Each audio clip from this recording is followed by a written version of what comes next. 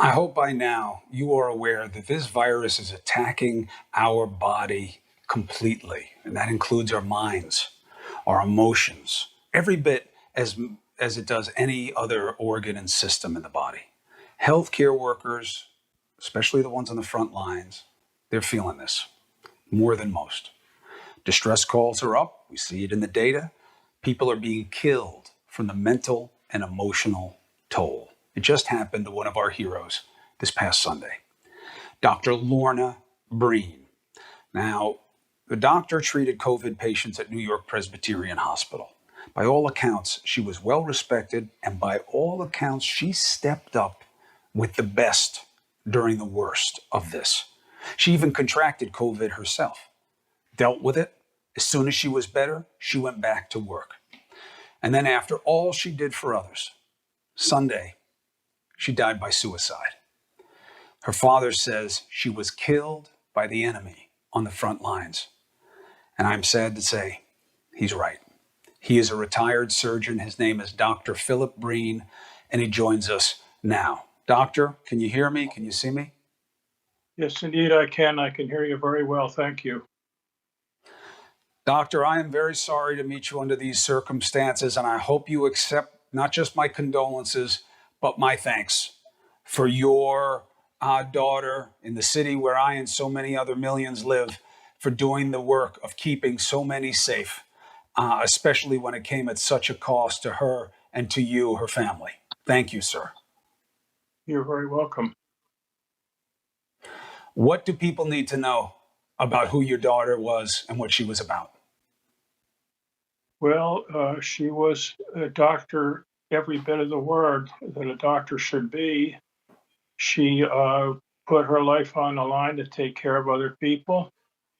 She was in the trenches, so to speak, right in the front line as people were dying left and right around her. And indeed, as you pointed out, she contracted the virus herself, went home sick, had it proven that she did have the virus, and indeed stayed home for just a little more than a week, which I don't think was enough in hindsight. But I think she felt an overwhelming sense of wanting to help her colleagues and her friends who were still fighting the good fight. And so she strapped on her harness and took the bit in her mouth, and she went back.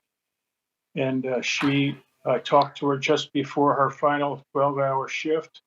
And during the time she was on that shift, she basically went down in the traces like a horse that had pulled too heavy a load and couldn't go a step further and just went down.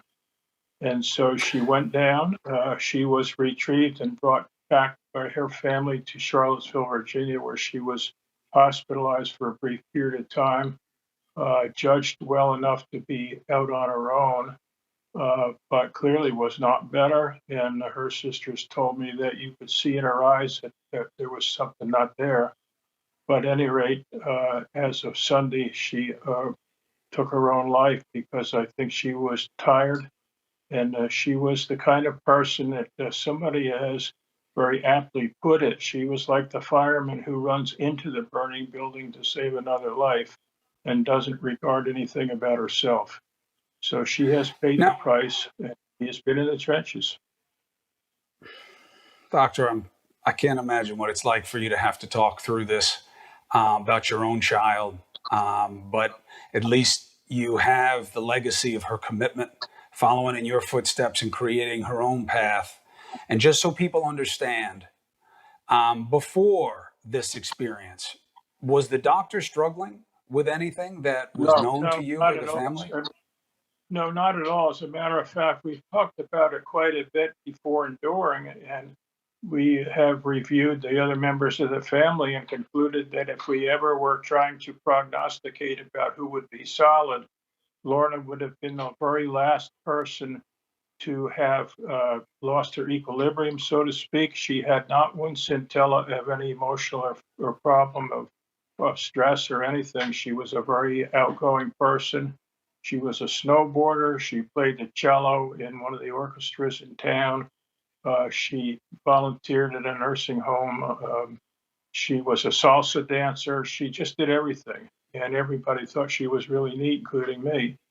But when she went, she just ran out of steam completely. And like I say, in my mind, it's sort of like a horse trying to pull a heavy load, and she was beaten to the point where she went right down on her knees, right between the reins, and with the bit in her mouth, and died from the trying to help. Well, of course, you understand all this because you are a clinician, you are a doctor. But a virus like this, first of all, there's huge unknown. We don't understand how it affects the body. But the idea that it would affect your emotions and how you feel and your mental health, as well as it would your physical health, makes complete sense. But we're just not focused on it. What do you make of that? Well, here's what I make of that. The point is that the majority of patients who are dying of pulmonary death. They're basically drowning because their lungs are filled with fluid, and a lot of play has been put on that. But increasingly in the literature, and I think when this is all said and done, there's going to be a gathering publication evidence that this virus affects a person's mind as well as their physical being, like their lungs, and that has worked on the brains of people who have been sick without us even identifying it to begin with. And Lorna would be an example of somebody who is a poster child for proving that this virus is indeed working on people's minds and psychological equilibrium and really working great havoc. But this remains to come into the literature as time goes on. It hasn't really gotten prevalent right now. The National Suicide Prevention Lifeline is always there. 1 800 273 TALK. 1 800 273 TALK. That's 1 800 273 8255. Once again, tonight I'll put it out on social media. And look, don't roll your eyes. Don't roll your eyes. It's as real as any manifestation of illness. Mind, body, spirit. It is all vulnerable.